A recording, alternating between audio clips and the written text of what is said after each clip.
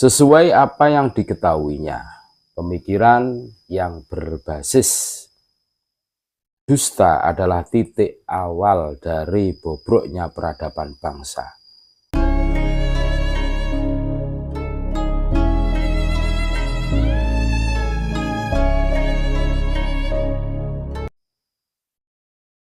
Assalamualaikum warahmatullahi wabarakatuh. Saudara-saudaraku sebangsa setanah air yang kami cintai, yang kami banggakan, yang kami muliakan, dimanapun Anda berada, berjumpa kembali dengan kami, channel Bejo Donya Akhirat. Sak bejo-bejane wong kang lali, isih luwih bejo wong kang eling lan waspada, dan tetap NKRI harga mati. Jika dusta yang disampaikan tanpa adanya bantahan, maka akan menjadi kebenaran dan keniscayaan bagi yang mengetahui untuk meluruskannya.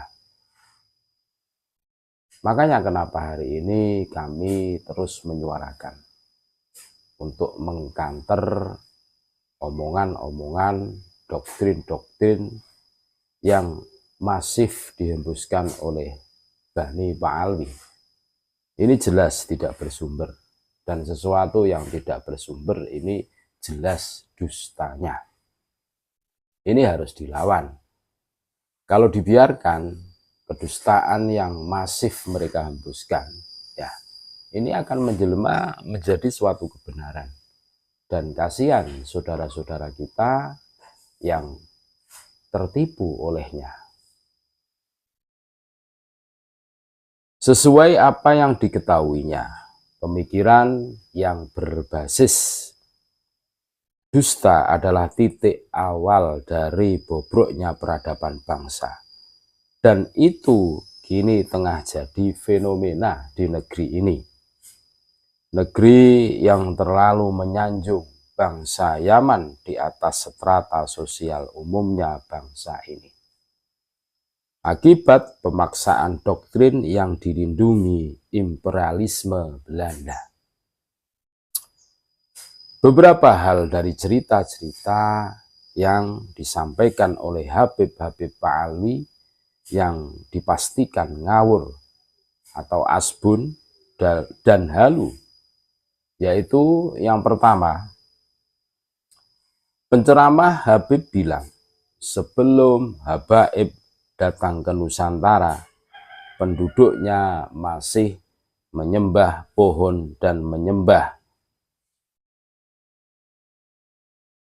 batu dengan menyebut mbah dari kata sembah, kan gitu. Ini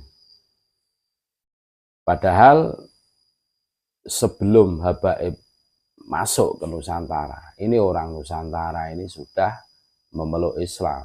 Yang mengislamkan siapa? Wali Songo. Sejarahnya kan seperti itu. Nah, adapun Habib ini kan datang di abad-abad 19. Fakta sejarah dari beberapa sumber sejarah yang kronik, baik dari sumber Rihlah Ibnu Batutah tahun 1345 Masehi, sumber artefak di Samudra Pasai atau kuburan sahabat Nabi, sumber manuskrip Tiongkok yakni Ma Huan tahun 1416 Masehi, sumber catatan perjalanan Marco Polo tahun 1292 Masehi, dan sumber catatan perjalanan Tom Pires 1511 Masehi, serta repot perjalanan Johann Stockdale 1810 Masehi, semua mencatat bahwa Nusantara sejak abad 7, abad 13 Masehi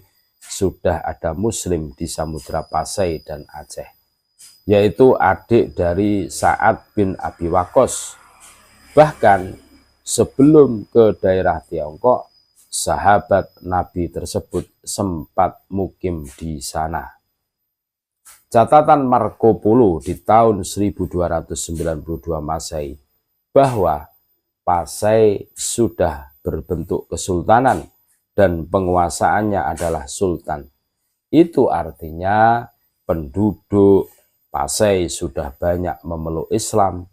Karena itu belakangan Pasai Aceh itu disebut Serambi Mekah. Begitu pula catatan Marco Polo bahwa di Leran Gresik sudah banyak komunitas muslim. Lihat catatan sejarah dari perjalanan para pelancong dunia.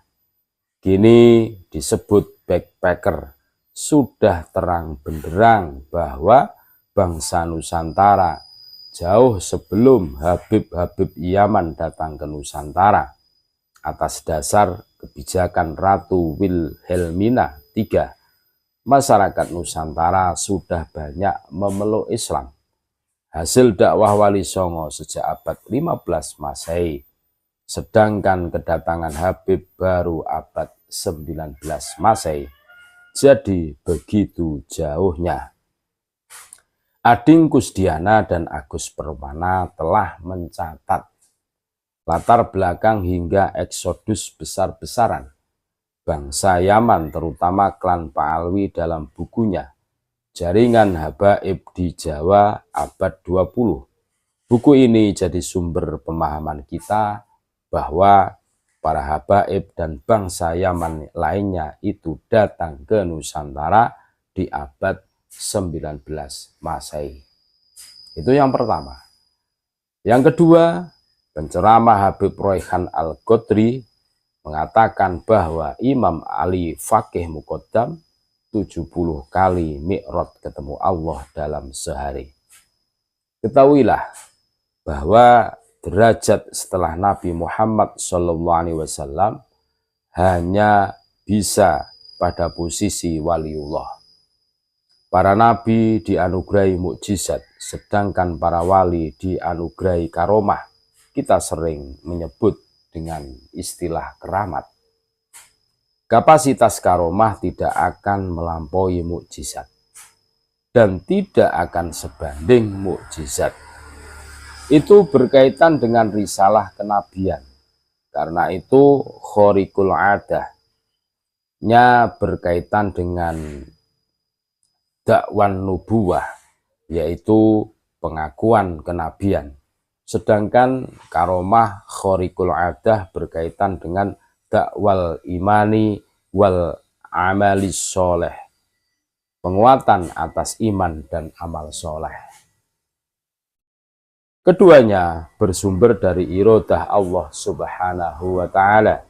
Sedangkan khoriqul adah tidak datang dari iradah Allah, maka akan selalu datang dari setan yang terkutuk, dan itu disebut istidraj.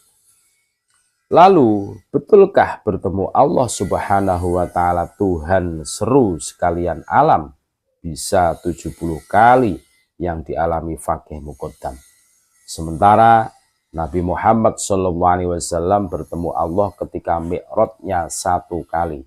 Pada peristiwa Isra Mi'raj tersebut, itu adalah mukjizat Nabi hingga sampai Sidratul Muntaha. Dan Faqih Muqaddam justru 70 kali tiap hari. Ini jelas absurd dan tidak logis atau irasional, karena melebihi mukjizat Nabi Muhammad SAW. Saya kira terkait khoriqul adah dari Faqih Muqaddam bukan karomah, tetapi cerita-cerita ngawur bin dusta yang sebenarnya hanya halu, dasarnya tidak ada karomah melebihi mukjizat. Ini dulu yang pernah kita pahami. Karomah tidak bisa melampaui mukjizat Nabi. Yang ketiga, penceramah Habib mengatakan bahwa NU didirikan, dicetuskan oleh Habib Muhammad bin Ahmad bin Muhdor, dan Habib Muhdor tersebut telah memerintahkan Kiai Haji Hashim Asy'ari untuk memimpin NU, sebab dia hanya pendatang dari Yaman. dari berbagai sumber, yaitu entry Nahdlatul Ulama dalam Encyclopedia University of Cambria, Division of Religion and Philosophy. Lihat pula sumber sejarah NU, yaitu A Histories of Modern Indonesia Since 1200 Stanford University Press yang ditulis Rickles. Lihat pula Herbert Feith dalam bukunya The Decline of Constitutional Democracy in Indonesia, Equinox Publishing. Dari ketiga sumber sejarah NU yang ditulis oleh ilmuwan barat ini, semua telah memastikan bahwa pendiri NU adalah kiai-kiai asli Nusantara, terutama peran utama Syekhona Khalil Bangkalan, dan pendiri utamanya yaitu Hadratus Syekh Kiai Haji Hasyim Asy'ari. Dari 3 buku di atas tidak sama sekali menyebut Habib Ba'alwi ikut berperan dalam pendirian Nahdlatul Ulama. 3 contoh cerita-cerita ngawur yang disampaikan oleh Habib Ba'alwi tidak lebih dari pembohongan publik yang merusak agama dan tatanan kehidupan masyarakat Indonesia. Adalah kewajiban kita untuk meluruskannya, bukan membela apa yang mereka dustakan itu. Nalar zaman kita adalah nalar kebenaran dan keadilan untuk merobohkan penjajahan doktrin dan dogmatik. Itu hanya sebagian kecil contoh, dan termasuk motivasi kami pada saat kita hanya berdiam diri saja, tidak melawan doktrin yang masif, ya tentunya doktrin halu yang selalu digembar-gemburkan oleh klan Ba'alwi al-Yamani ini. Berarti kita mengiyakan atau mengamini, dan ini sangat berbahaya untuk kehidupan bangsa dan bernegara kita karena kebanyakan kedustaan. Terima kasih. Tetap NKRI harga mati. Assalamualaikum warahmatullahi wabarakatuh.